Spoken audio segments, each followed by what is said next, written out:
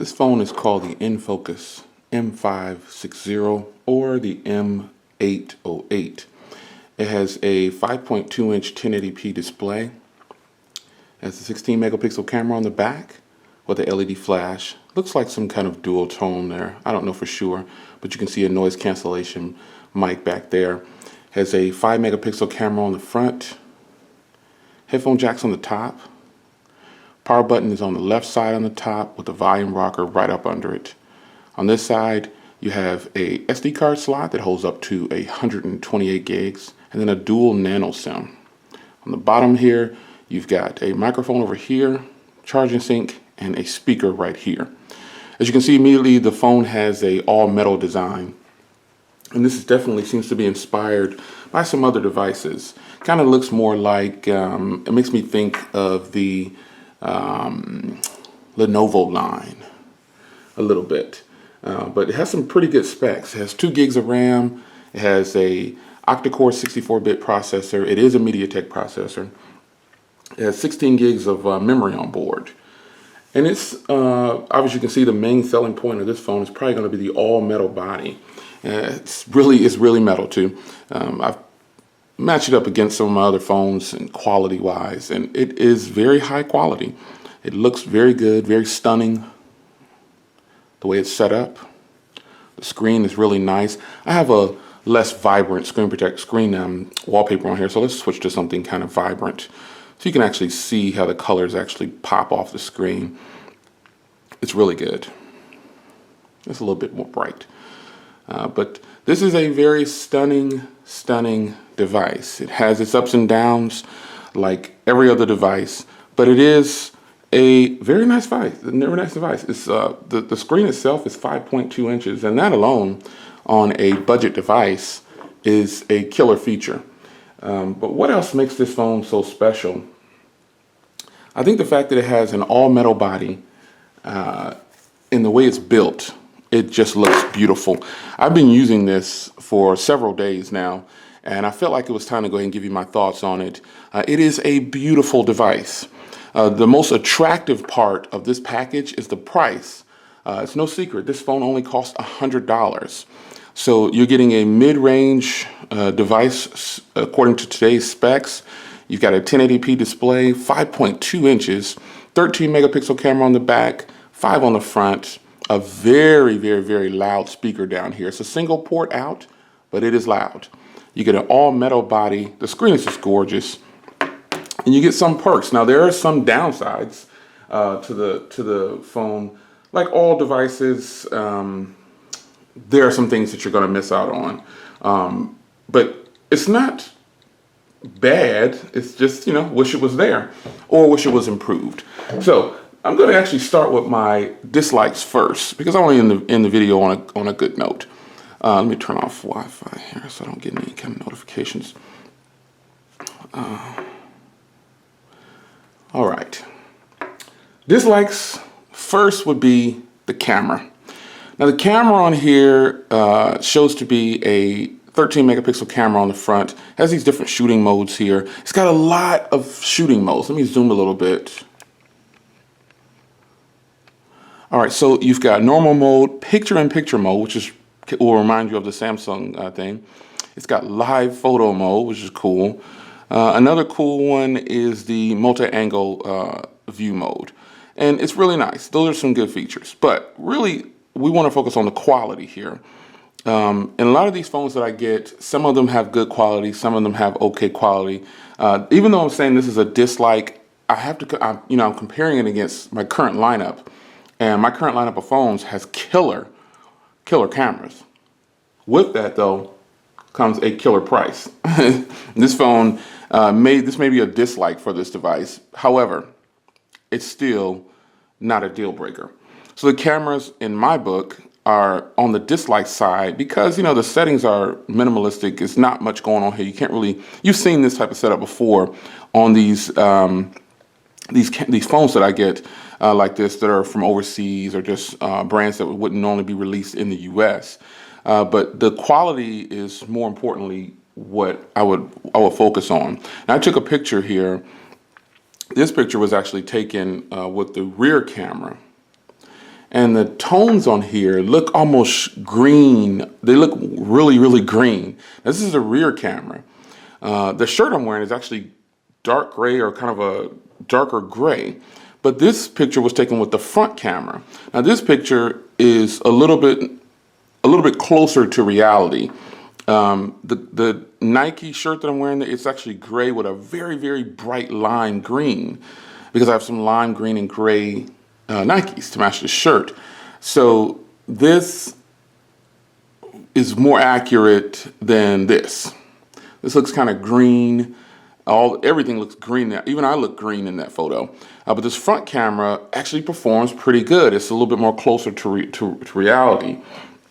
The cameras on here are, they'll do for certain things like social media and things like that. But they won't impress you to the point to where you're just going to be like, oh my God, whoa, yeah, this is fantastic. That probably won't happen. Now, the next thing is a pro and a con, and it's the speaker. The speaker, while it is loud, is extremely tinty. And you know what I mean by that. There's no bass or anything in it. I love the way the grill is set up. It looks stylish and everything. But the speakers are kind of hidden. Depending on what song I'm playing, it sounds really, really good. YouTube sounds fantastic on this device, this loudspeaker, but it can easily be covered because it's just one speaker. Just having one speaker on one side is kind of a bummer. I really wish they would have done, dual speakers down here, but yay, it is $100 phone, remember that, with an all metal body, really solid. So the speakers are kind of a hit and miss, or a pro and a con for me. The next thing is the button placement. If you're a left-handed person, you'll probably love this device. Because if you use your left hand more than your right hand, you'll probably think this is the perfect fit. But as you can see how I'm holding this here, the volume button and the power button are way at the top over here on the left side of the phone. Extremely awkward. I'm right-handed, but I use both hands a lot. If you see in my videos, I use my left hand the most when recording videos, because it depends on how I have the camera position. That's all it is. However, this device the buttons are positioned all wrong to me.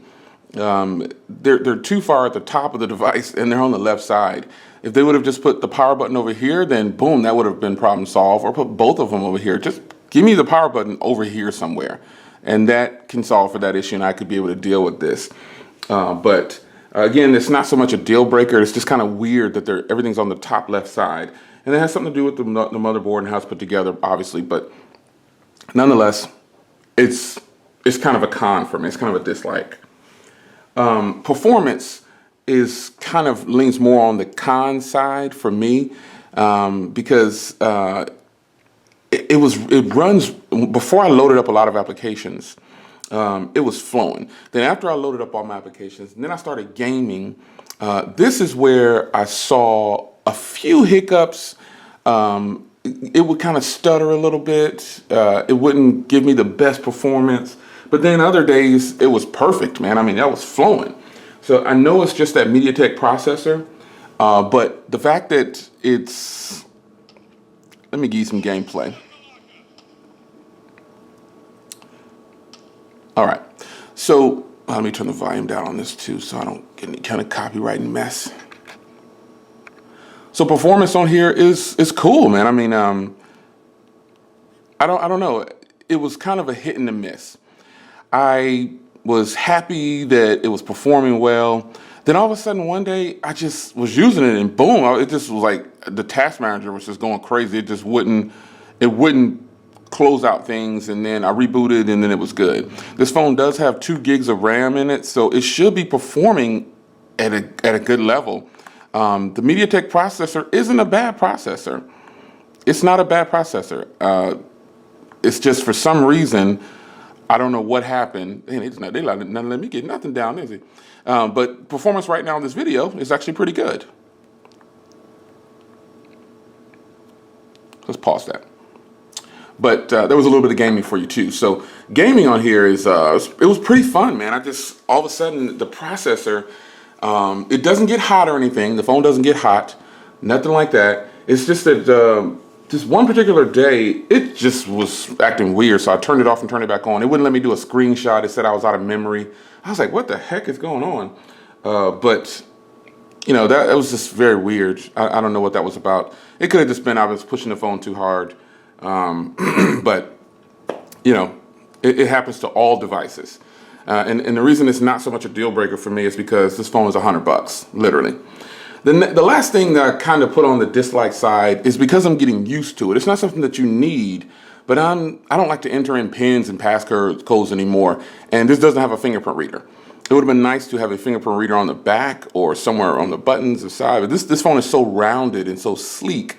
There's no putting a fingerprint reader on the sides because you got your SD cards over here and a dual nano SIM over here. And then you've got, you know, just this information over here. So that's about it for the things that I just really couldn't. It was kind of annoying to me. Now, the likes outweigh the dislikes by just a hair, just one or two. But the screen is beautiful, to say the least. Now, it's running this custom skin, and I did put Nova Launcher on here. But this is kind of, you know, the no app, you know, tray thing. It doesn't bother me. I'm used to it. I have an iPhone and other Android phones that don't have app trays, so that's not a big deal. But nonetheless, the performance on here now is pretty solid. It's not hiccuping, nothing. But this phone has a beautiful screen, very sharp, very vivid when watching videos and movies and things like that. It is very sharp. The gaming, as you can see, there might be a little bit of reflection because of the lighting. However, the screen is actually very solid. I mean, it is great. Now, here's one like that I have this. It's kind of a shocker because you might say, no freaking way. However, let me get into the photo gallery here because I want to show you, I took some screenshots. My first cycle through, like the first time that I charged this battery, and then I ran it all the way down to 2%. Let's zoom here. All right, so I'm at the 2%. You can see it was on cell phone signal and Wi-Fi the entire time. No charging at all. I got 5 hours of screen on time. I wasn't even trying. I got 5 hours of screen on time. I was just doing regular routine, gaming, everything. And that is really good. Why is that so impressive? This phone only has a 2,450 milliamp hour battery. Extremely impressive to grab 5 hours without really trying. Another thing is, it's kind of a con and a pro. I'll get to it right after this. But the battery life on here for a 2,450 milliamp hour battery, this is a really good battery. It has a 1080p display. And I used it on 3G because it works on 3G and HSPA Plus, depending on what network you're on, because it is unlocked. And it uses dual nano SIMs, which I think is really cool, and they're both dual standby. But I had it on Wi-Fi when I was at home to get the fastest, maximum speeds. But out and about, this 3G and HSPA Plus for T-Mobile is really fast where I'm at. So I couldn't tell the difference. I was surfing the web and everything. And that's kind of flows into a pro and a con, actually, the network. It's not LTE here. But where I am, the internet is fast either way. But battery life was fantastic. 2,450 milliamp hour battery embedded in this 7.5 millimeter body is really good. Now, here's the Geekbench. This is, for what this phone is, it's a MediaTek. It's kind of like half of what, we're getting from the powerhouse devices. And hey, it is what it is. It's a $100 phone. I did the Geekbench just in case people would ask, hey, what's the benchmarks on there? It doesn't really matter that much to me, but it is what it is. So battery life on here is fantastic. A pro for me was it was 3G in the US, and most of these phones I get don't work on 3G in the US. But this one did, and it'll be HSPA Plus or 3G, depending on if it's T-Mobile, Cricket, or AT&T. But yeah, that's another pro / very minor con for me. Another pro for me is that it was dual nano SIM. The fact that this has a nano SIM, because when I first pulled this out of the box, I was like, oh man, I might have to change my SIM card. I did not want to do that. But when I popped it open, it was dual nano SIM, and I was extremely happy about that. The next thing is that it has an SD card slot. You can put up to 128 gigs on that side there. And let me go into the settings and show you here another plus about that, because it has something that people all love. USB host, USB on the go. You can mount an SD card when you have the adapter like the ones we got with our Samsung phones. You put that in there, boom, it'll read what's on the card and you are good to go. That's a huge plus. The last thing, I already talked about the speakers. The speakers is kind of a pro and a con. It sounds good, but there's only one and it's easily covered. But it's not a deal breaker for me because I just position my hand correctly while I'm using the phone, that's it. But some people might say it's a con because, you know, it doesn't have a lot of bass, but it depends on what you're listening to. It sounds a little different at times. However, it is a solid speaker. The last thing, I'm gonna turn off the screen now, the last thing is this build quality.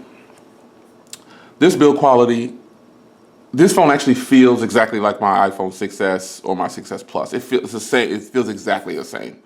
I mean, the build on here is exactly the same. You can even mimic some of the things with the antenna lines. Oh, another thing, call quality, everything was solid on here. Because we do make phone calls. Call quality was solid, it was good. But the build quality on here, I just like how this phone looks. This is the gold variant. It's a 16 gig. There's actually a silver variant too, which is 16 gig, but there's a rose gold model. It's like a limited edition, and it has 32 gigs of memory built on. So if you get the rose gold model, it's only like a 20 bucks more or $10 more or something like that. I have a link in the description. But this phone has got some of the best build quality ever. It rivals my current flagships. I mean, it is that good. The build quality is solid. I feel like also if I drop this thing, I wouldn't be scared that I would break it or anything on the first drop. The design of it is pretty cool, man. I really like these speakers on the bottom too. Well, the speaker, the way it's designed to look like two speakers. A lot of phones do that now, but I really, really, really like the setup here. It's not USB-C, so what? It's not a deal breaker. But again, you have to factor in the price. The price of this phone is $100 US. That is a steal. Yeah, it doesn't have a fingerprint reader. It's running a MediaTek, but it's an octa-core 64-bit MediaTek. I gave you a little bit of gaming. It performs well. I just had a few hiccups. But overall, there's a lot of things to be excited about this. Now, I brought out the cameras and said, hey, you know, this is, you know, what it is. But what I'm going to do at the end of this video, stay tuned, and I'll do a video and I'll with the phone, and I'll put it at the end of this video so we can kind of, because it was nighttime. That was a low light shot, so I'll give the camera another chance. I'll put up a video sample. That's what I'll do. I won't put it in this video. I'll go ahead and add it to a separate video, and I'll load it directly to YouTube so you can check it out alongside this full review. Go click on that video if you like, if you haven't already seen it. So, it's your man Jay Will. This is the InFocus. It's labeled the M560, but it's actually the M808 as well. It's the same phone, just a different name. Depends on the market where you're buying it at. So if you see the M808 or the M560 InFocus, it's the same phone. Internals are exactly the same. Everything's the same. I think the M808 might be the silver version of it that comes in the silver, because I don't see the silver version listed for the M650. It's your man Jay Will. This is one of the best, another good option. I won't say one of the best because it's not top tier mid-range, but the price on it is so attractive for what you're getting. But it's there. It's right in line. It has features of a high-end phone, especially the build quality. You'd have to get this in hand to see what I'm talking about. It works in 3G, HSPA Plus in the US. For me, that's a pro. I mean, for some, it might be a con. But I really appreciate you guys stepping by. This is my full review of the InFocus M808 or M650, depending on where you got it from. This is a great phone. I can't lie. It's really good. I'll see you in the next video. Stay tuned for more. It's your man Jay Will. Take care.